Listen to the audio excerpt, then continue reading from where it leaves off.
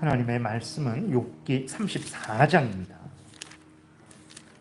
욥기 34장 1절부터 37절까지 교독하겠습니다. 욥기 34장 1절부터 37절입니다.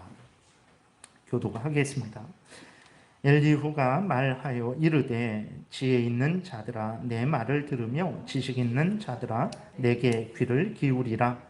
입이 음식물의 맛을 분별함 같이 귀가 말을 분별하나니 우리가 정의를 가려내고 무엇이 선한가 우리끼리 알아보자. 욥이 말하기를 내가 의로우나 하나님이 내 의를 부인하셨고 내가 정당함에도 거짓말쟁이라 하였고 나는 허물이 없으나 화살로 상처를 입었노라 하니 어떤 사람이 욥과 같으랴.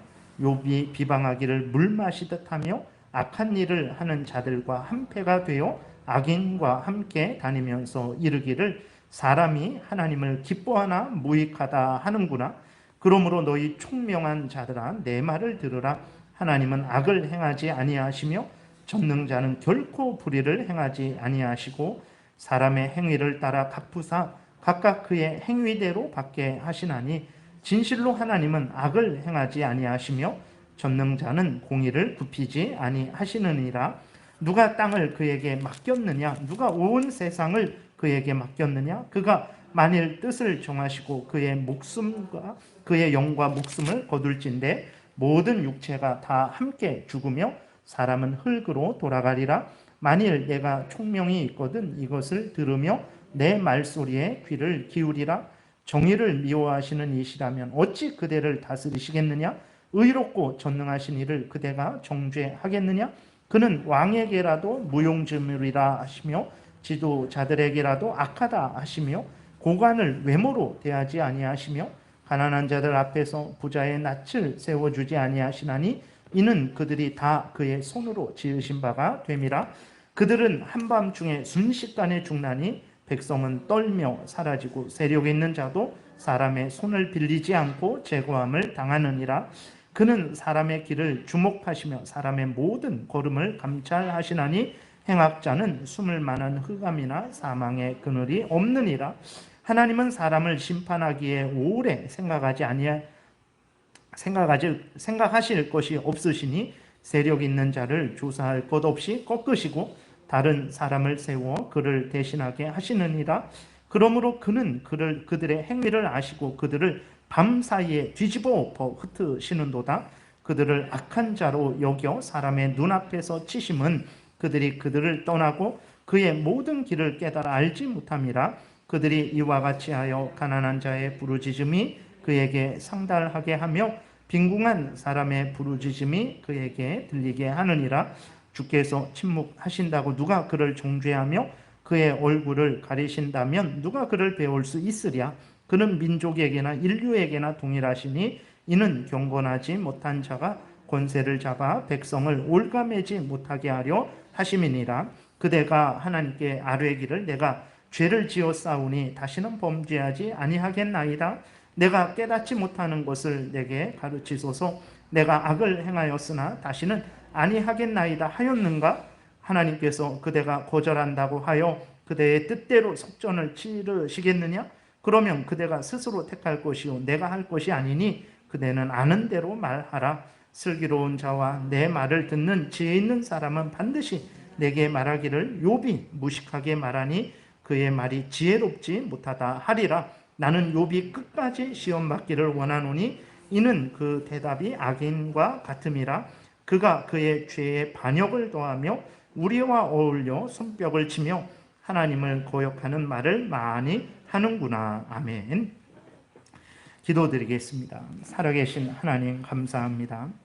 이 시간 하나님의 뜻을 전하고 듣습니다. 성령께서 역사하셔서 성경을 통해서 말씀하시는 알려주시는 하나님의 뜻을 잘 깨달아 알게 도우시고 우리가 임의대로 하나님에 대해서 생각하고 하나님을 믿고 따르는 것이 아니라 성경에서 알려주는 대로 하나님을 믿고 따르는 복된 신앙생활 하게 도우소서. 감사드리고 예수 그리스도의 이름으로 기도드렸습니다. 아멘. 오늘 본문에서는 이제 계속해서 엘리후가 33장에 이어서 욥의 잘못에 대해서 다루고 있습니다. 그래서 오늘 본문을 통해서 욥이 얼마나 이렇게 또 잘못됐는지에 대해서 우리가 살펴보고 하나님은 의로우신 통치자 되심을 다시 한번 확인하는 시간을 갖겠습니다. 엘리후는 이제 욥이 하나님에 대해서 말했는데 어떻게 말했다라고 이제 말을 하냐면 욥이 그랬다라는 거죠. 하나님은 의인을 불의하다 하시는 하나님이다. 그리고 하나님은 의인을 거짓말쟁이다라고 하시는 하나님이다. 그리고 하나님은 죄가 없는 의인에게 화살로 상처를 입히시는 하나님이다라고 이렇게 욥이 말했다라고 엘리후가 이제 그 욥의 그 잘못을 드러내고 있죠. 이것은 엘리후가 꾸며낸 말이 아니라 실제로 욥이 그렇게 말을 했어요. 욥은 엘리후의 말대로 자신은 정당하고 의롭고 거짓말하지 않는 자인데 하나님이 불의하게 자신의 의를 부인하시고 자신을 거짓말쟁이라 하셨고 죄 없는 자신을 괴롭혔다. 이러한 이제 말을 했죠. 물론 이제 그 초기에 처음에 나왔을 때 욥이 그렇게 말한 것은 이제 하나님 앞에서 불평하면서 너무 힘들고 어려우니까 그러한 말을 함부로 한 거죠. 그런데 점점 이렇게 지나가면서 욥은 그렇게 믿었어요. 그러니까 처음에 초기에 하나님에 대해서 불평할 때에는 이제 너무 힘들고 어려우니까 그냥 하소연하는 탄식하는 그러한 차원에서 말을 했는데 그것이 점점 자신은 죄인이 아니다라고 친구들과 이야기하면서 자신은 죄인이 아니고 이러한 재앙을 받을 만한 죄를 짓지 않았다라고 자신을 변호해 가면서 점점 어떻게 되냐면 엘리후가 말했던 대로 하나님을 불의하다. 그리고 자신은 의롭다. 하나님이 잘못하고 있다라고 이러한 잘못된 생각을 가지게 됐거든요. 그래서 욥기 6장 4절에 보게 되면 욥이 하나님에 대해서 이렇게 말을 합니다. 전능자의 화살이 내게 박힘에 나의 영이 그 독을 마셨나니 하나님의 두려움이 나를 엄습하여 치는구나. 8절 나의 간구를 누가 들어줄 것이며 나의 소원을 하나님이 허락하시랴. 이는 곧 나를 멸하시기를 기뻐하사 하나님이 그의 손을 들어 나를 끊어 버리실 것이라. 그러할지라도 내가 오히려 위로를 받고 그칠 줄 모르는 고통 가운데에서도 기뻐하는 것은 내가 거룩하신 이의 말씀을 거역하지 아니하였습니다. 그러니까 하나님이 죄 없는 욥 자신에 대해서 이렇게 아주 심한 재앙을 내리고 계시다라고 이렇게 말을 하면서 그러면서도 10절에 보게 되니까 자신은 의롭다 이렇게 말을 하는 거죠. 처음에는 그 친구들의 공격에 대해서 변호하고 하나님이 자기에게 주신 어려움에 대해서 이제 불평하는 차원에서 이렇게 말을 했지만 점점 시간이 가면서 31장에서 우리가 확인했듯이 자신은 하나도 죄가 없고 사람들 앞에서뿐만 아니라 하나님 앞에서 자신은 죄가 없고 죄가 없는데 하나님이 불의하게 자기를 죄인으로 정죄하고 이제 자기에게 이 모든 재앙을 내리셨다라고 이렇게 교만하게 말을 하게 되는 것이죠. 9장에서도 그 밑에 보게 되면 그가 폭풍으로, 그러니까 욥이 하나님에 대해서 이야기하는 거예요. 그가 폭풍으로 나를 치시고 까닭없이 내 상처를 깊게 하시며 나를 숨쉬지 못하게 하시며 괴로움을 내게 채우시는구나. 이러한 말을 한 거예요. 그러니까 전체를 따져보면 욥이 하나님에 대해서 엄청난 말을 많이 했습니다. 물론 그렇다고 해서 욥이 하나님을 배교한 것이냐? 그런 건 아니에요. 그런 건 아닙니다. 그러니까 처음에는 말씀드렸던 대로 불평하면서 하소연하고 탄식하는 차원에서 말했는데 그것이 시험에 든 거죠. 자신을 이제 변호하면서 사탄 마귀에 속은 것이고 자신의 죄성에 이제 속은 거죠. 그래서 정말로 나중 되면은 자기는 의롭다. 하나님 앞에서도 의로운 자다. 이 재앙을 받을 만한 자가 아니다라고 교만하게 그렇게 잘못 생각한 거예요. 그래서 하나님이 그 욥을 치시는 거죠. 나이가 어린 엘리후를 통해서 욥을 책망하시는 것입니다. 그리고 이제 38장부터는 하나님이 직접 욥을 책망을 하시는 것입니다. 그러니까 욥을 사랑하셔서 욥의 잘못을 드러내시면서 욥으로 회개케 하시는 과정이라는 것을 우리가 생각하면 되겠습니다. 그래서 이제 엘리후는 그럴지라도 그러한 상황일지라도 어쨌든 욥이 한 말은 거짓말이죠. 하나님은 불의하지 않죠. 그리고 하나님은 불의를 행하시지 않습니다. 하나님이 욥에게 거짓말쟁이다라고 이렇게 말씀하시지도 않았고 까닭 없이 재앙을 내리신 것도 아니에요. 그렇기 때문에 엘리후는 욥의 말이 잘못되었다라는 것을 분명하게 드러내서 이제 책망을 하죠. 7절에 보게 되니까 아주 호되게 책망을 합니다. 어떤 사람이 욥과 같으랴. 욥이 비방하기를 물 마시듯 하며 악한 일을 하는 자들과 한패가 되어서 악인과 함께 다니면서 이르기를 사람이 하나님을 기뻐하나 무익하다. 이렇게 말을 했다라는 것에 대해서 드러내고 책망을 하는 거예요. 욥이 이렇게 이러한 마음과 태도를 가진 것은 참으로 이해를 하게 됩니다. 왜 그러냐면 우리들도 이런 마음과 태도를 종종 갖지 않습니까?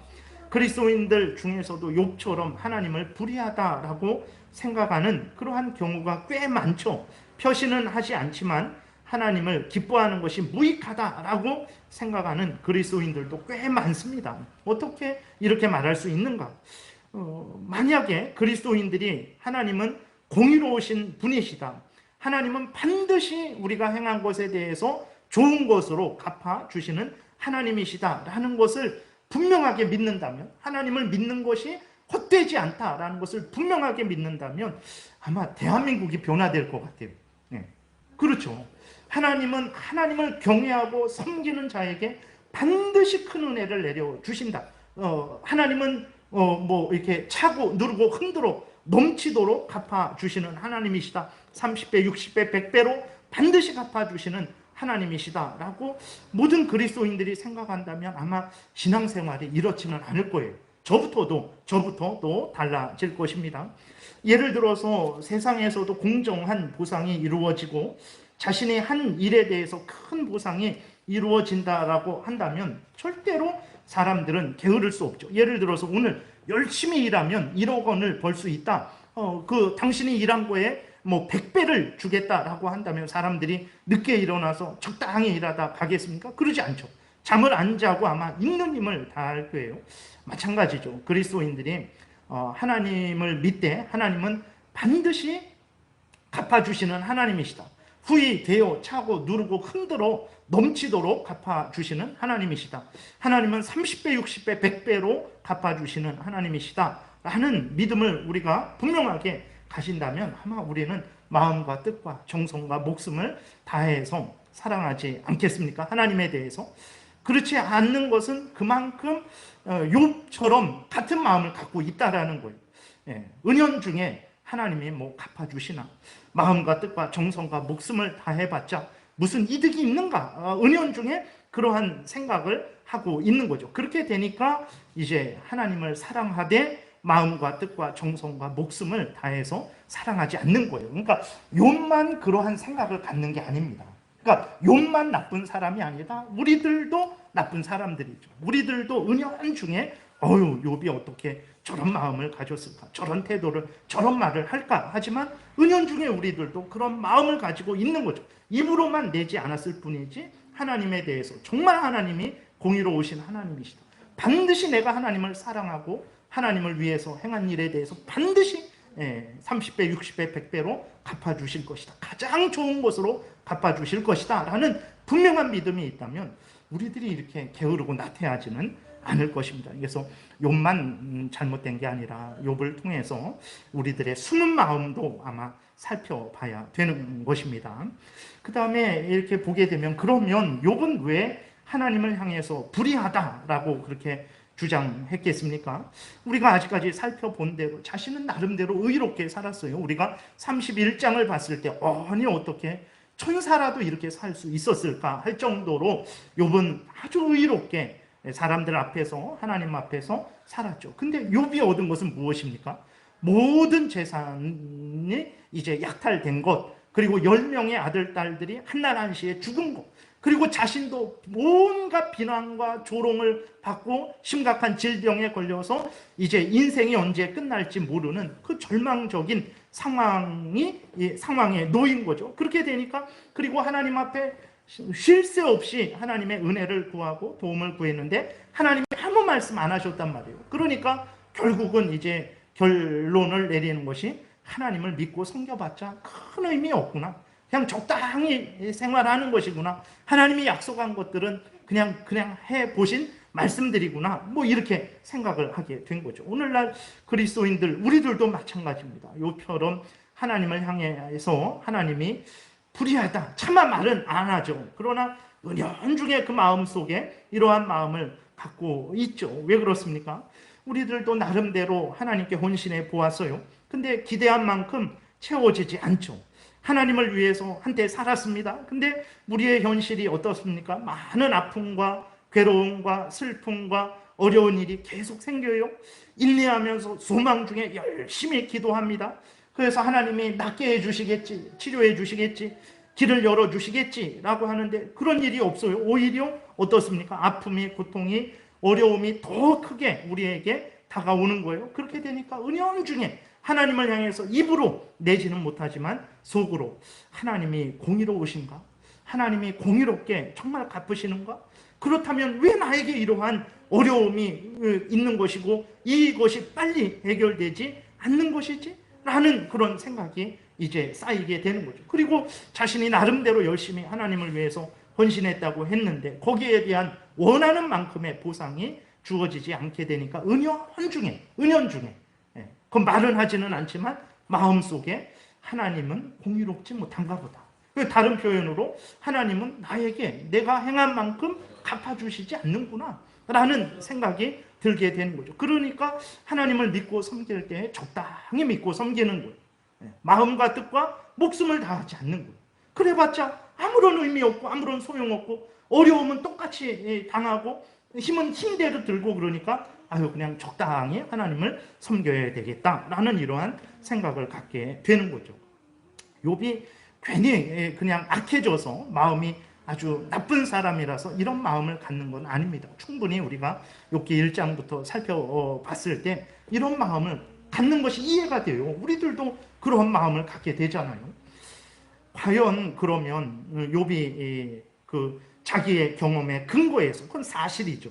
그리고 우리들도 은연중에 하나님에 대해서 불평하는 그 마음들, 우리가 뭐 없는 거 만들어서 하나님에 대해서 그런 마음을 갖습니까? 그러지 않죠.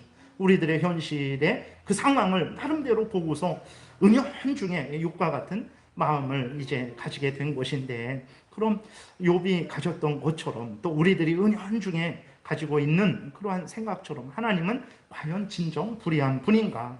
하나님은 의인들에게 합당한 것으로 갚아주시지 않는 분인가에 대해서 우리가 또 살펴보겠습니다. 엘리후는 분명하게 말하죠. 절대로 그렇지 않다라고 말을 합니다. 10절에 보게 되니까 오늘 본문, 그러므로 너희 총명한 자들아 내 말을 들으라. 하나님은 악을 행하지 아니하시며 전능자는 결코 불의를 행하지 아니하시고 라고 기록되어 있어요.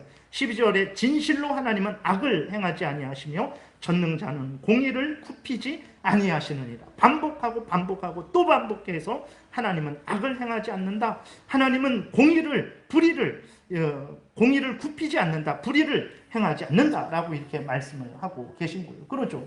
우리들이 하나님 앞에 헌신하고 열심히 하나님께 기도했는데 하나님이 갚아주시지 않고 오히려 우리들을 냉대하시고 오히려 우리들을 거짓말쟁이라고 욥이 말한 것처럼 그렇게 대하시는 그것은 악이죠. 그것은 악입니다. 그것은 불의죠. 근데 하나님이 그런 악과 불의를 행하실까요?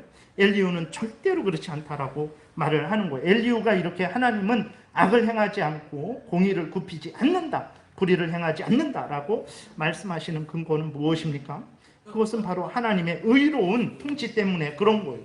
하나님이 한 개인에 대해서, 모든 인류에 대해서 하나님께서 의로운 행위를, 의로운 통치를 하고 계시다라고 말하면서, 그렇기 때문에 하나님은 절대로 악을 행하지 않는 분이고 공의를 굽히지 않는 분이다, 이렇게 말을 하는 거죠. 11절에, 오늘 본문 11절에 하나님이 어떻게 행하십니까? 사람의 행위를 따라 갚으사 그랬어요. 각각 그의 행위대로 받게 하신다라고 분명히 엘리후는 말하고 있습니다. 여러분, 진실로 그렇습니다. 오늘 그 예배 시작할 때 시편 37편을 읽었죠. 우리의 눈에 보일 때 어떻습니까? 악인이 무성합니다. 지금 우리나라도 그렇고 뭐 다른 사람들만 악인이 아니라 우리도 하나님의 은혜가 없으면 그들과 다를 바 없죠. 어쨌거나 중요한 것은 무엇이냐면 악을 행하는 자들이 형통해요. 아주 나무가 무성한 것 같이 그들이 무성하죠. 그래서 우리 마음속에 불평이 생긴단 말이에요. 하나님이 어디 계신가? 하나님이 악인들이 행하는 악을 지금 살펴보고 계신가? 의인들이 당하는 고통을 지금 살펴보고 계신가? 하나님이 의인들에게 성경 전체를 보면 상을 주신다 그랬는데, 악인들에게 성경 전체를 보면 벌을 주신다 그랬는데, 하나님의 그 공의의 심판은 어디 있는가? 우리들이 그렇게 말할 수밖에 없잖아요. 근데 결론은 무엇입니까? 때가 되면, 하나님이 정하신 때가 되면 악인들은 사라지고 의인은 그 땅을 차지하게 된다라는 것을 우리가 성경을 통해서 확인하게 됐죠. 엘리후가 그것을 말을 하고 있는 거예요. 그래서 하나님은 절대로 이 세상을 통치하시는 하나님이신데, 만약에 하나님이 불의한 하나님이라면 이 땅이 어떻게 되겠느냐는 거죠. 그러니까 이 땅이 유지가 될 수 있겠느냐? 그럴 수 없다. 이 땅이 이렇게 유지되고 정말 그래도 전체적으로 봤을 때 의인이 이 땅을 차지하고 악인들이 이제 사라지게 되는 것은 하나님께서 바로 공의의 역사를 행하시기 때문이다라고 이렇게 말을 하고 있는 것입니다. 그래서 13절부터 15절에 보게 되면 엘리후는 지금 사람들이 살아있고 세상의 질서가 유지되는 것은 하나님께서 공의의 그 통치를 하고 계시기 때문에 사람들이 살아있는 것이고 세상의 질서가 유지되는 것이다 라고 이렇게 주장을 하고 있어요. 그리고 16절부터 보게 되면 하나님께서 모든 사람을 의롭게 주관하시고 의롭게 통치하시는 것을 말하고 있습니다. 18절에 보게 되니까 그는 왕에게라도 무용지물이라 하시며 지도자들에게라도 악하다 하시며 고관을 외모로 대하지 아니하시며 가난한 자들 앞에서 부자의 낯을 세워주지 아니하신다, 이렇게 고백을 하고 있죠. 그러니까 세상에서 이런 통치자는 없습니다. 사실 가난한 사람이든 부한 사람이든, 부한 사람만 그러는 게 아니에요. 가난한 사람도 마찬가지예요. 모든 사람이 높은 지위에 있든 낮은 지위에 있든 모든 사람들은 다 치우쳐서 선을 행하고 있지 않죠. 악을 행하고 있습니다. 모두가 다, 부자는 부자대로, 높은 지위에 있는 사람은 높은 지위에 있는 대로, 가난한 사람은 가난한 대로, 또 낮은 지위에 있는 사람은 낮은 지위에 있는 대로 다 자신들을 의롭게 생각을 해요. 다른 사람들이 다 악하다라고 생각을 해요. 근데 자신들도 악한데 그러지 않고 자신들은 의롭다 생각하고 다른 사람들을 악하다라고 그렇게 말을 하죠. 그래서 다 뭐 높은 지위에 있는 사람이든 낮은 지위에 있는 사람이든 자신과 자기에게 속한 사람들을 옳다, 낮은 지위에 있는 사람들도 자신과 자기에게 속한 사람들을 옳다, 다 모두가 이렇게 편협된 삶을 살아가요. 가난한 사람이 대통령 된다고 해서 공의로운 통치를 할까요? 절대 그러지 않습니다. 똑같아요.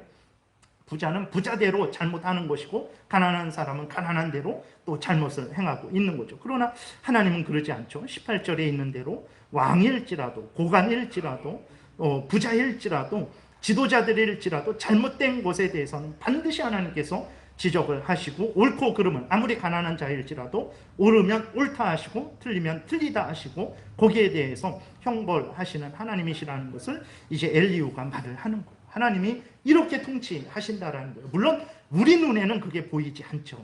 그러니까 여기 오늘 그 본문에서도 하나님은 불의를 행한 자에게 전능하신 능력으로 한밤중에 순식간에 이제 그 사람을 데려가신다라고 이렇게 말씀을 하고 있어요.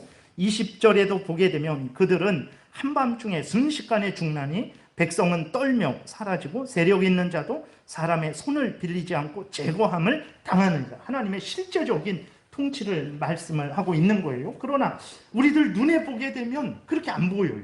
그러니까 우리들 눈에는 무엇이 보입니까? 어떤 사람이 이제 이 땅을 떠났는데, 죽었는데, 질병 때문에 죽었구나, 갑작스러운 사고 때문에 죽었구나, 아니면 우연하게 죽었구나, 아니면 자연스럽게 죽었구나, 이것만 보이는 거예요, 우리 눈에는. 그러니까 하나님이 오늘 본문에서 말씀하고 있는 대로 20절에서 그 죄악에 대해서 갚으시는 하나님의 공의의 심판의 죽음을 우리는 못 보는 거예요. 우리는 그냥 저 사람이 암이 걸렸대, 아니면 저 사람이 심장마비래, 아니면 저 사람이 어떤 불의의 사고를, 갑작스러운 교통사고를 당했대, 아니면 저 사람이 나이가 들어서 죽었대, 이것만 보는 거예요. 그러니까 하나님의 심판과 통치하심을 우리는 이해를 못하는 거죠. 그러나 우리가 봤을 때 저 사람은 평안하게 죽었다. 정말 그 모든 이 땅의 복을 누리고 죽었다라고 생각하는 그 죽음이 하나님의 진노의 손길일 수 있는 거예요. 그럼 우리는 그것을 보지 못하기 때문에 그저 악인이 형통하구나. 악인은 죽을 때에도 저렇게 편안하게 죽는구나. 그러면서 은연중에 이 땅에서 정직하게 살 필요가 없구나. 그냥 하나님 믿고 섬기면서 살 필요가 없구나. 그냥 적당히 즐기면서 살아도 되는구나. 이런 생각을 하는 거예요. 우리가 봤을 때에는 그 죽음이 하나님의 심판의 죽음인데 그것을 모르는 거죠. 그리고 우리가 봤을 때 참으로 안타깝게 죽는 죽음이 있죠. 그러면서 저 사람이 더 살아서 하나님의 영광을 드러내야 되는데 왜 하나님께서 빨리 데려가셨을까? 정말 하나님 잘 믿는다고 복 받는 게 아니구나. 이런 생각을 하는데 그것은 하나님의 크신 은혜의 손길일 수 있는 거예요. 그를 향한 하나님의 뜻이고 또 하나님께서 이 땅에서 정말 어려움을 당하고 괴로움을 당하지 않도록 그의 영혼을 일찍 하나님께서 천국으로 데려가셔서 영광을 누리게 하시는 죽음일 수도 있는 거예요. 그러나 우리 눈에는 그것이 하나님이 갚아주시지 않는다, 지켜주시지 않는다, 보호해주시지 않는다 이렇게 보이는 거죠. 그러니까 앞에서 욕만 그런 게 아니죠. 우리들도 한중에 하나님은 공의롭지 않구나. 하나님은 우리가 하나님을 섬긴 것에 대해서 거기에서 적절하게 보상해 주시지 않는구나. 30배, 60배, 100배로 갚아주신다. 후이 되어 누르고 흔들어 차고 넘치도록 갚아주신다. 그것은 그냥 하시는 말씀이구나. 이런 생각을 하게 되는 거죠. 우리가 복받았다 하는 인생이 하나님 앞에서는 더 큰 형벌을 내리시기 위해서 준비하시는 과정일 수도 있는 거예요. 악인이 형통하면 그건 형벌입니다. 왜 그렇습니까? 악을 행해도 형통하게 되니까 그 사람은 회개할 생각을 하지를 않아요. 왜냐면 악을 행해도 승승장구하고 모든 권세, 모든 혜택들을 모든 세상 사람의 주목을 받고 있으니까 무슨 회개할 마음이 생기겠습니까? 그대로 유지하려고 하는 거죠. 그 악인의 형통은 하나님 앞에서 보게 되면 정말 하나님의 진노의 형벌이죠. 그의 머리에 숯불을 쌓는 그런 과정일 수도 있는 거예요. 그리고 또 이제 비참하다라고 말하는 인생이 앞에서도 말씀드렸듯이 하나님과 동행하는 인생이요. 하나님의 은혜를 가장 크게 받는 인생일 수도 있는 거예요. 북한이나 중국에 있는 그 그리스도인들. 우리와 비교가 되겠습니까? 그들은 정말 우리가 먹다 버리는 거 없어갖고 정말 얼마나 괴로움과 고통을, 그 배고픔을 누리고 겪고 있습니까? 그래서 우리는 그들을 불쌍히 여기죠. 그러나 그들은 하나님과 우리는 너무나 좋은 것들이 많고 시간도 할 일도 많고 먹을 것도 많고 아쉬운 게 없죠. 그러니까 하나님을 의지하지 않아요. 인간의 본분이 가장 복된 것이 무엇입니까? 하나님과 늘 동행하는 거죠. 사랑하는 가족과 늘 함께 있는 것. 사랑하는 사람과 남편과 아내와 자녀들과 가장 함께 있는 것. 그 복 아닙니까? 따로 떨어져서 살아가는 게 더 큰 복입니까? 그러지 않죠. 믿음의 눈을 뜨게 보면 우리는 늘 있는 힘을 다해서 모든 순간 하나님과 함께 있으려고 하지 않아요. 왜냐하면 여유가 있으니까. 괴롭지 않고 고통스럽지 않고 배고프면 그냥 냉장고 열어서 꺼내 먹으면 되는 것이고 아니면 내 돈 내서 내가 사 먹으면 되는 것이죠. 어디 아프면 약국에 가서 병원에 가서 치료하면 되는 것입니다. 근데 그러니까 우리는 늘 모든 범사에 하나님을 인정하지 않고 하나님을 의지하려고 하지 않죠. 그러나 북한에 있는 비참한 사람들, 먹을 것도 없고 마실 것도 없고 말이라도 자유롭게 할 수 있습니까? 늘 그 위협과 핍박 속에서 정말 숨도 못 쉬고 살아가는 사람들이죠. 그들은 늘 하나님을 의지해요. 먹을 것이 없어서 하나님을 의지합니다. 하나님의 이름을 불러요. 위협을 받고 고통스러워서 하나님을 의지하고 하나님의 이름을 부르는 거예요. 범사가 고통인데 그것으로 인해서 그들은 늘 하나님을 향하고 하나님의 은혜를 구하고 하나님의 도움을 구해요. 항상 하나님을 생각해요. 믿음의 눈을 뜨고 보게 되면 누가 하나님과 더 가까이 하고 있습니까? 누가 더 하나님과 동행하고 있습니까? 바로 그들이에요. 그러니까 우리들 눈에는 하나님의 이러한 공의의 통치, 공의의 역사하심, 사랑의 은혜의 역사 이런 것들이 보이지 않는 거예요. 육신의 눈으로만 보니까 그렇게 되니까 욕과 같이 하나님은 공의롭지 않구나. 하나님은 통치하지 않는구나. 하나님은 갚아주시지 않는구나. 이런 생각을 하게 되는 거죠. 욥은 그래도 정직해서 말이라도 했죠. 하나님은 불의하십니다. 하나님은 나를 거짓말쟁이라고 누명을 씌웠습니다. 하나님 믿어봤자 소용없는 거 아닙니까? 욥은 그렇게 말이라도 정직하게 했는데 우리들은 그 말하면 하나님께 벌 받을까 봐 서로 은연중에 말은 하지도 못하고 은연중에 이제 하나님 뭐 믿어봤자 적당히 그렇게 해야지 뭐 이런 생각으로 하는 거예요. 우리가 더 비겁한 거죠. 욥보다도 우리가 더 이제 진실되지 못한 거죠.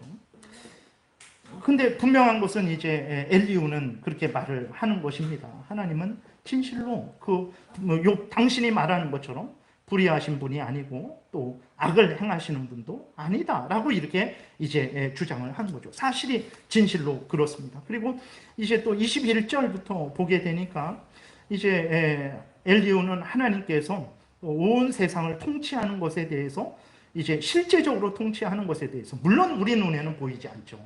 그러니까 이제 원망하고 불평을 하는 것인데 앞에서 말씀드린 대로 우리 눈에 안 보일 뿐이지 우리가 못 볼 뿐이지 하나님은 공의롭게 악인들에게 벌을 주시고 의인들에게 상을 주고 계시죠.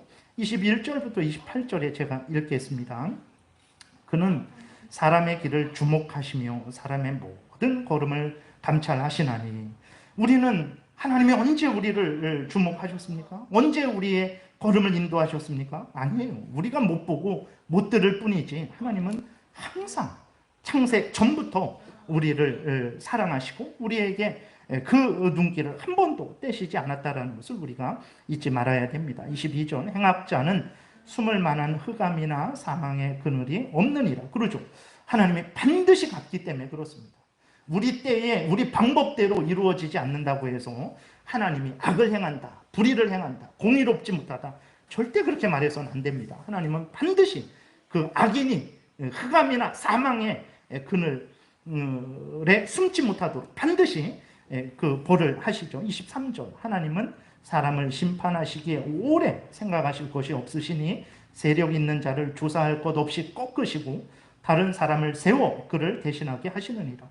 우리는 정권이 바뀌고 뭐 대통령이 바뀌고 장관이 바뀌고 뭐 마포 구청장이 바뀌고 그 다음에 뭐 주민센터장 동사무소장이 바뀌고 이런 것들에 대해서 우리는 그저 선거운동 잘했으니까 국민들이 찍어줬으니까라만 생각을 하지만 거기에는 하나님의 공의의 그 역사하심이 있는 것입니다. 하나님께서 그를 내리시는 방식이 국민 투표를 통해서 선거를 통해서 내리시는 방식을 사용하시니까 그것은 우리들이 행하는 일로만 생각을 하는 게 아닙니다. 그거는 살아계신 하나님께서 역사하시는 손길이에요. 근데 우리는 그걸 보지 못하는 거죠. 사람이 죽는 것도 왜 거기에 역사하는 하나님의 손길도 보지 못하는 거죠.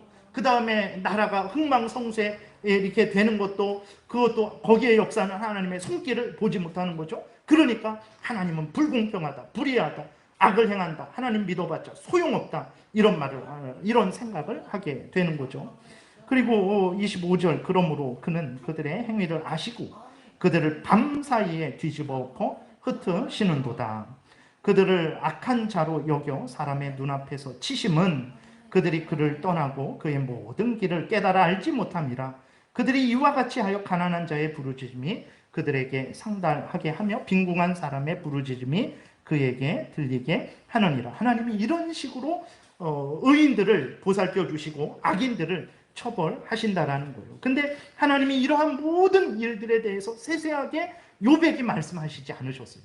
그러니까 31장까지 올 때 하나님이 욥에게 아무 말씀 안 하셨습니다. 욥은 정말 미칠 지경이었죠. 도대체 말씀이라도 해주세요. 왜 이러한 재앙이 나에게, 왜 내 모든 일평생 그 가꾼 재산을 다 잃어버려야 되는지, 무엇보다도 왜 내 10명의 자식들이 다 죽어야 되는지, 하나님 왜 내가 이 질병에 걸려서 지금 여기에서 고통해야 되는지, 저 친구들은 나의 죄 때문이다, 내 자식들의 죄 때문이다라고 그렇게 정죄하고 조롱하고 멸시하고, 그리고 세상 그 다른 사람들도 그전에는 나를 존경하고 대우하더니 이제는 뒤에서 욕하고 그렇게 모함하고 그런 온갖 멸시를 하고 있는데, 하나님 제발 이 원인이 무엇인지, 이게 하나님이 역사하신 것이라고만 한마디만 해주세요. 저 사람들에게, 친구들에게 한마디만 해주세요 라고 했는데 절대 말씀 안 하셨어요. 예. 그러니까 이제 하나님 의지해봤자, 하나님 기도해봤자, 욥이 그렇게 31장에서 그렇게 의롭게 살아봤자 소용없구나 라는 그 말을 하게 되는 거죠. 우리들도 뭐 그런 비슷한 생각을 하는 거죠. 그러나 엘리후가 말합니다. 29절에 주께서 침묵하신다고, 그러한 것들을 세세하게 말하지 않았다고, 알려주시지 않았다고, 누가 그를 정죄하며 그가 얼굴을 가리신다면 누가 그를 배울 수 있으랴. 하나님이 얼굴을 가리신다고 해서 그게 하나님 잘못이냐? 그건 하나님의 뜻이라는 거예요. 하나님의 주권입니다. 근데 욥도 그렇고 우리들도 그렇고 그 세세한 것들을 알려주지 않으니까 하나님이 때가 되면 그 나무처럼 무성하게 번성하는 악인들을 다 사라지게 해서 찾아봐도 없게 하실 것인데, 지금 내 방법대로 내 눈에 즉시로 이루어지지 않는다고 하나님은 불의하다, 불공평하다, 악을 행한다 이렇게 말을 하는 거죠. 엘리후가 책망하는 거죠. 주께서 침묵하신다고 누가 그를 정죄할 수 있느냐라고 이렇게 책망을 하는 것입니다.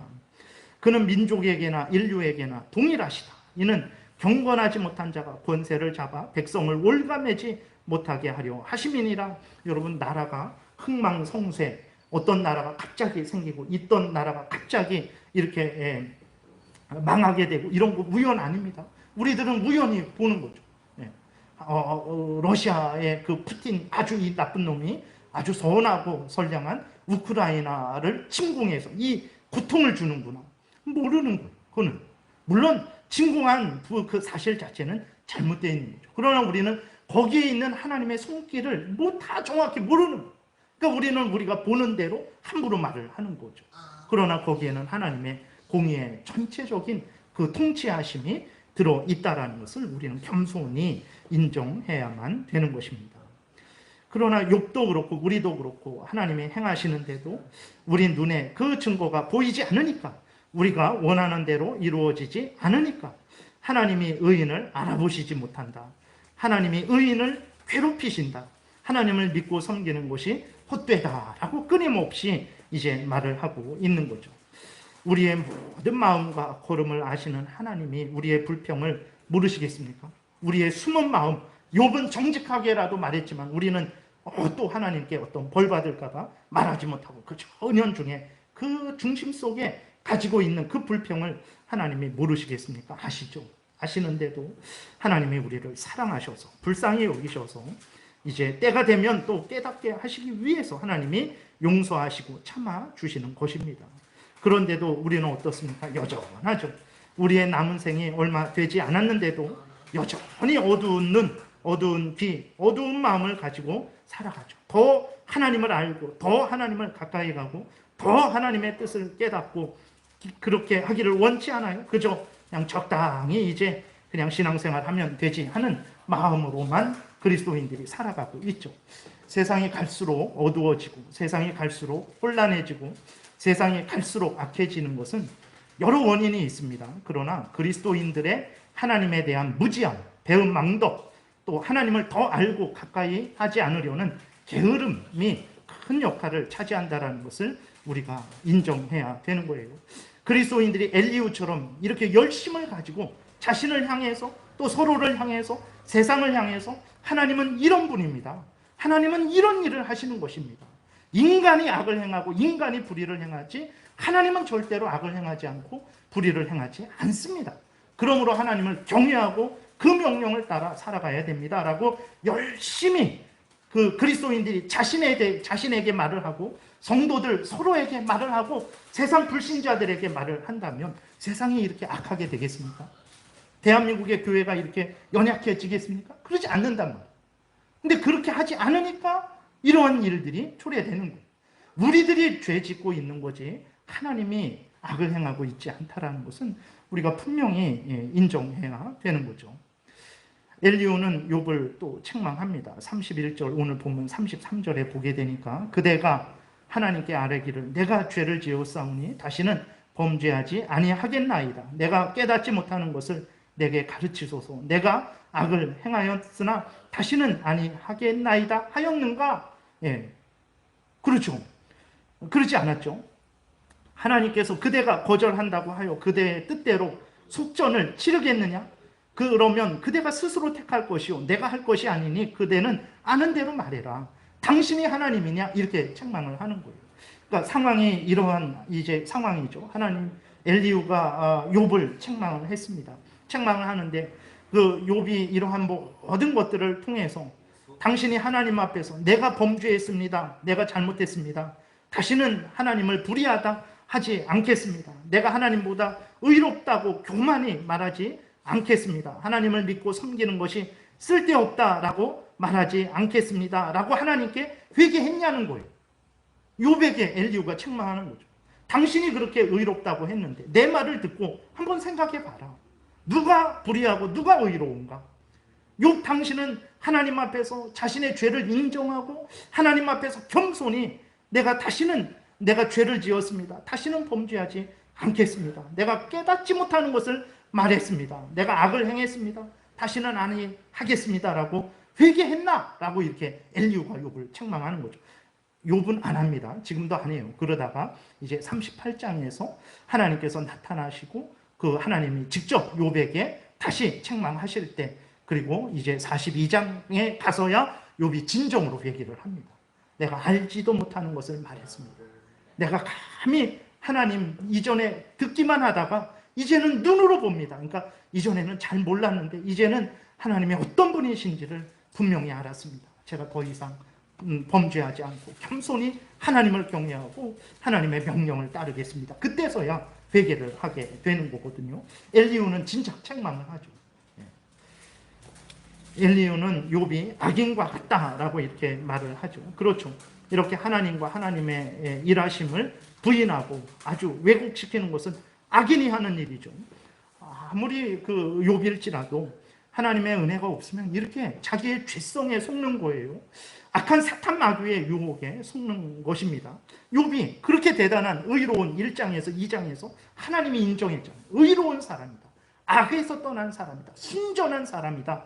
라고 그렇게 했는데 욥이 이렇게 자기를 굳게 지키지 못하니까 자기의 죄성에 속은 것이고 사탄 마귀에게 속은 거죠. 사탄이 하는 일을 하나님은 불의하다. 악을 행한다. 하나님 믿어봤자 소용없다. 그건 사탄이 우리의 귀에 속삭이는 말이잖아요.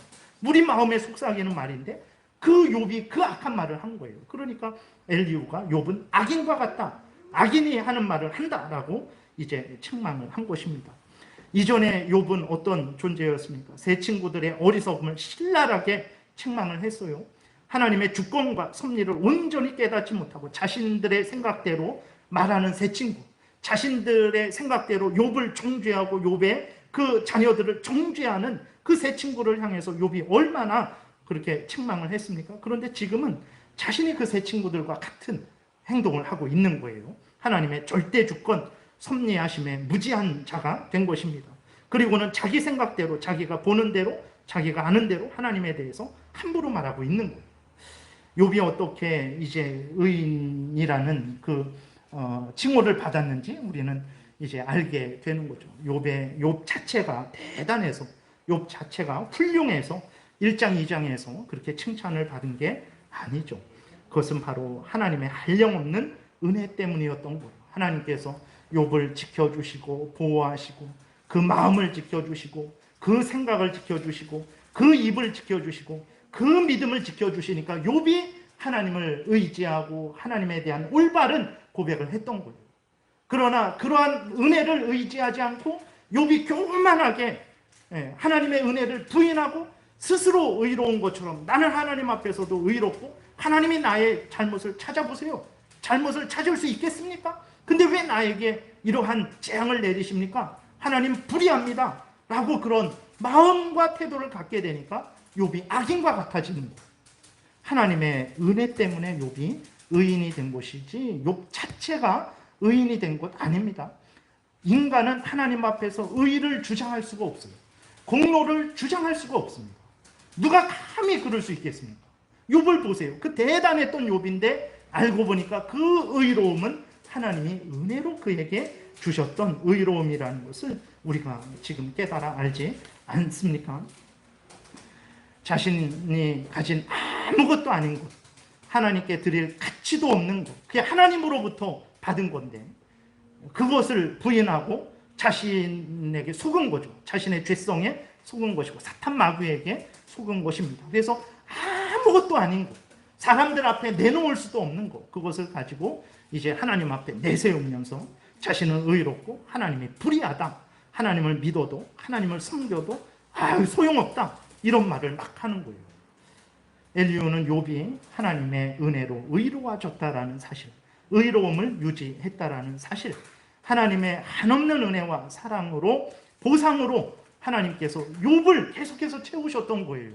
그러니까 욥에게서 자녀는 없어졌고 그 건강도 없어졌고 그리고 또 그 재산도 없어졌지만 그 세 개만 없어진 거예요. 하나님은 한량없는 은혜로 천지 만물을 욥에게 계속해서 허락하셨고 믿음을 허락하셨고 예수 그리스도 안에서 그 구원을 계속해서 유지하고 계셨어요. 하나님은 욥에게 성령이 떠나지 않도록 성령께서 온전히 주장하도록 하셨던 거예요. 그러니까 욥은 보상이 없다라고, 하나님을 믿어도 소용없다, 보상이 없으니까 내가 받은 이게 뭐냐라고 했지만 그 세 가지는 없었지만 하나님이 거두어 가셨지만 그러나 나머지 모든 것들은 오히려 계속해서 유지했던 거죠. 사실 하나님이 욥을 버렸으면 욥에게 엘리후가 이런 말을 하지도 않게 합니다. 그냥 한밤중에 다 뒤집어 엎으시는 하나님인데, 한밤중에 그 왕도 처단하시는 하나님인데 하나님이 욥 하나 영원한 지옥불에 그냥 던져 놓으시면 되는 거예요. 그러나 하나님이 욥을 사랑하셔서 그러지 않는 거죠. 계속해서 엘리후가 37장까지 얘기합니다. 그리고 38장부터 42장까지 하나님이 또 얘기하세요. 그런 은혜가 있는 거예요. 근데 욥은 자기 눈에 하나님이 즉시 응답하지 않으니까, 자기가 원하는 대로 자기를 건강하게 해주지 않고 자기의 이 어려움을 해결해 주지 않으니까 하나님은 불의하다, 의로운 나를 거짓말쟁이라고 누명을 씌웠다, 하나님을 믿어도 소용없다, 이런 말을 하는 거예요. 하나님은 엘리후는 이제 하나님을 통해서 하나님은 엘리후를 통해서 욥이 하나님의 은혜로 의로워졌고 의로움을 유지했다라는 것, 여전히 하나님의 은혜가 계속해서 부어지고 있다라는 것, 그것을 깨달아 알게 하시는 것이죠. 그래서 욥으로 하여금 철저하게 깨닫고 회개하기를 바라시는 거예요. 그래서 엘리후가 34절부터 37절까지 이렇게 말합니다. 슬기로운 자와 내 말을 듣는 지혜 있는 사람은 반드시 내게 말하기를 욥이 무식하게 말하니 그의 말이 지혜롭지 못하도다 하리라. 정말 그렇죠. 무식하게 말하는 거죠. 지혜롭게 말하지 못하는 거죠. 36절, 나는 욥이 끝까지 시험받기를 원하노니 이는 그 대답이 악인과 같음이라. 그러죠. 사탄이 하는 말을 욥이 하고 있으니까. 37절, 그가 그의 죄에 반역을 더하며 우리와 어울려 손뼉을 치며 하나님을 거역하는 말을 많이 하는구나 라고 하면서 이제 엘리후는 욥을 책망하고 욥으로 하여금 회개하기를 바라고 있습니다. 이 말씀이 이제 욥에게만 하시는 말씀입니까? 그렇지 않죠. 욥을 통해서 우리에게 하시는 말씀입니다.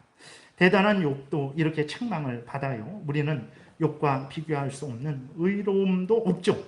욥 이상으로 하나님을, 그러면서도 욥 이상으로 하나님을 향하여 불의하다, 합당한 보상을 해주시지 않는다, 하나님을 믿어봤자 소용없다, 그냥 적당히 신앙생활 하자, 그거 욥처럼 용기 있게 말하지도 못하고 그저 속으로 아주 그냥 아무에게도 말하지 않고 그저 그러나 속에 확신을 가지고 그러한 생각을 하고 있죠. 그러면서도 자신의 공로를 주장을 합니다. 오늘 우리들이 오늘 본문을 깊이 묵상해야 됩니다. 우리가 불의한 것이지 하나님이 불의하지 않습니다.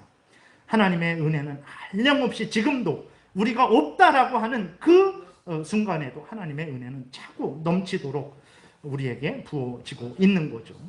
우리들이 오늘 본문을 겸손히 묵상하고 우리의 잘못이 무엇인지를 근본적으로 깨달아 알고 다시 하나님이 원하시는 대로 마음과 뜻과 목숨과 생명을 다해서 중심으로 진실되게 하나님을 경외하고 의지하고 하나님의 명령대로 살아가는 삶을 열심히 살아가야 되겠습니다.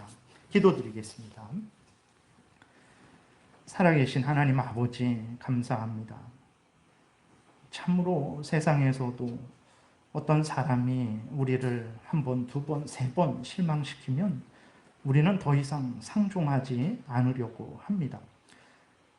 그러나 하나님은 참 우리와 전혀 다른 그러한 은혜가 사랑이 충만하신 분이고 의로우신 분이심을 다시 확인하게 됩니다. 이러한 불의한 자들과 달리 우리가 하나님을 한없이 셀 수 없이 실망시키고 배은망덕한 그러한 마음과 태도를 가지고 있음에도 불구하고 불쌍히 여기셔서 이 욥기를 기록하시고 이 욥기가 수천 년 동안 보관되게 하시고 오늘 우리가 이 자리에 모여서 이렇게 펼쳐서 전하고 듣게 하셔서 하나님이 어떤 분인지 또 우리 인간이 어떤 존재인지 무슨 잘못을 하고 있는지 깨달아 알게 하시고 하나님 앞에 바로 서게 하시니 감사를 드립니다. 살아계신 하나님 은혜를 더하셔서 성경을 통해서 알려주시는 대로 하나님을 믿고 섬기고 또 우리 자신을 바라보고 하나님 앞에 회개하고 겸손히 하나님만 따르는 복된 삶 살게 도우소서 감사드리고 예수 그리스도의 이름으로 기도드렸습니다. 아멘.